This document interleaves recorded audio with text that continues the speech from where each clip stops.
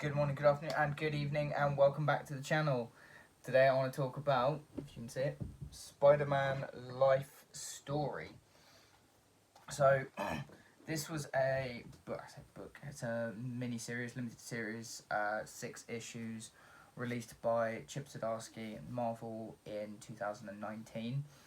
And I actually really like the premise of this, where we have all of the heroes, villains, in Marvel canon staying pretty much the same age since their inception.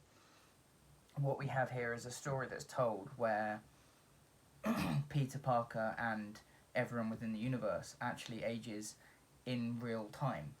So the I want to say 16-year-old Spider-Man in Peter Parker in 1962 is bitten by the radioactive spider. You then are taken through 6 issues, 60s, 70s, 80s, 90s, 2000s, of him aging in real time, and it actually hits all of the points that happen within those decades as well in terms of the big crossovers. You have things like the Clone Saga, I'm going to call it the Clone Wars then, the Clone Saga.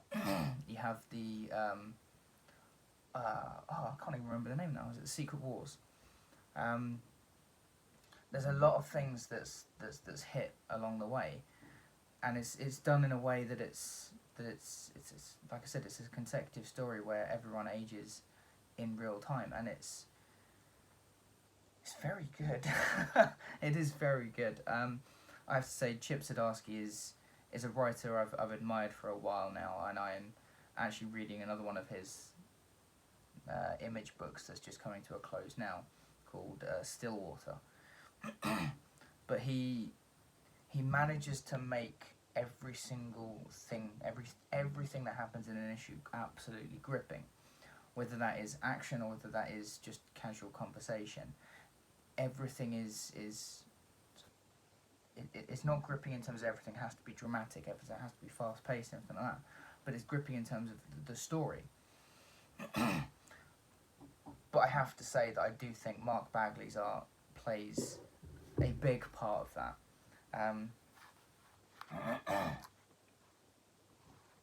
For anyone that knows, I did kind of grow up reading the Ultimate Spider-Man comics. Those ones.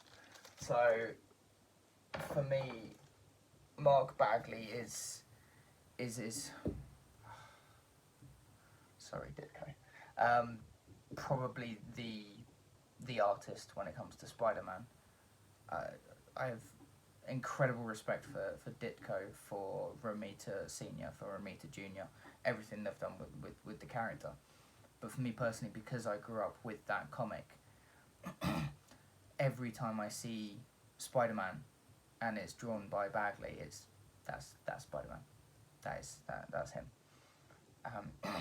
So to see Spider-Man from going in his sort of teenage years all the way up until 60, 70 something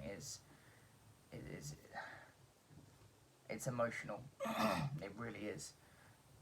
And Zdarsky he doesn't pull any of those kind of punches. I will say it's a book that can be read by children. It can be, but I think it would be more enjoyed by the sort of the adults. There are some things in it that are just really hard hitting. I don't really want to spoil too much, but there is some conversations that happen within the book. I mean, that age and time is something that is discussed a lot, and it's not discussed, generally speaking, within Marvel Comics because they're timeless.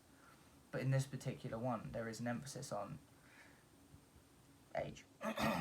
There's Parker and the other heroes. They're fully aware that they cannot be heroes forever. That age will catch up to them, and eventually they will have to stop. And it's conversations like that, when the action isn't happening, Zdarsky still manages to make it gripping and heartfelt. And this is actually a book where I will say towards the end, I did start to tear up a little bit. The final issue is written masterfully. It really is. I was expecting something very dramatic, very over the top, big bang, like something massive to go out on. And it's actually very subdued. And it works really, really well. And like I said, all the points are hit throughout Spider-Man's career, where you also meet Miles Morales as well towards the end of the book.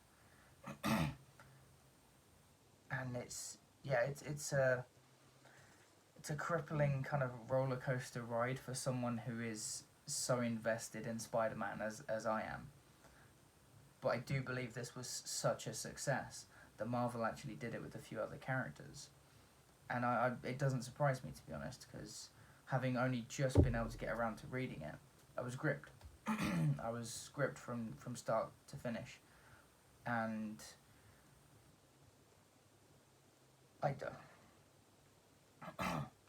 there are not that many series out there, or mini-series or arcs or anything that I can think of as Spider-Man and go, that's it. That's like the best of the best. Ultimate Spider-Man is, without a doubt, up there. It really is. But I will say, this is up there as well. It really is. I've come across some really, really, really bad ones. But when you've got such a talented team as Zdarsky and Bagley on this, it was kind of one of those projects that it's impossible to fail. And it feels like that's correct. Like I said, the artwork from Bagley, he's not lost a step since, I want to say that was 2001-ish. I mean, we're looking at 20 years, and it's still just as crisp, just as fine and well-tuned as it was back then. And Zdarsky, to be honest with you, I don't know if Zdarsky has actually written loads of Spider-Man. I don't know. I think he's written a couple of arcs in the main Amazing Spider-Man series. But he really does have a very good grasp of the character, of the way he thinks, of the way he moves, of the way he... I say moves, that's more down to Bagley. The way he deals with situations. And it's an incredible read, and it's very, very thought-provoking as well, because, like I said, the issue of time and age, mortality does come up. The book is about superhero mortality. They're not living forever, and they have to come to terms with that.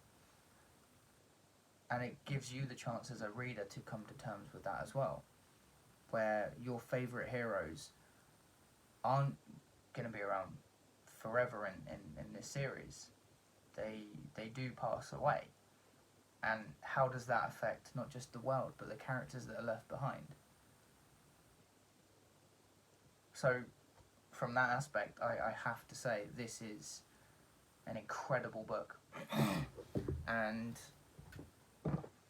I would very, very much so recommend it to anyone that's a Spider-Man fan, or anyone that's a Marvel fan in general. If you want a good Spider-Man book, maybe have a bit of Spider-Man knowledge from 60s to kind of current day of what the overall crossovers were over each decade, just so you know what you're dealing with. But as a standalone book, tremendous, and I'm blown away by it. I really, really am. And I'm not going to put it up there because I can't put it with single issues, but it's definitely going to take a very sort of special place within my comic book library. But guys, have you guys read Spider-Man Life Story? If you have, let me know what you think about it down in the comments, whether you thought it was good, whether it was bad. Well, I'd like to hear from you guys. As always, don't forget to like, share and subscribe, because it really, really does help me out. And I'll see you all in the next video.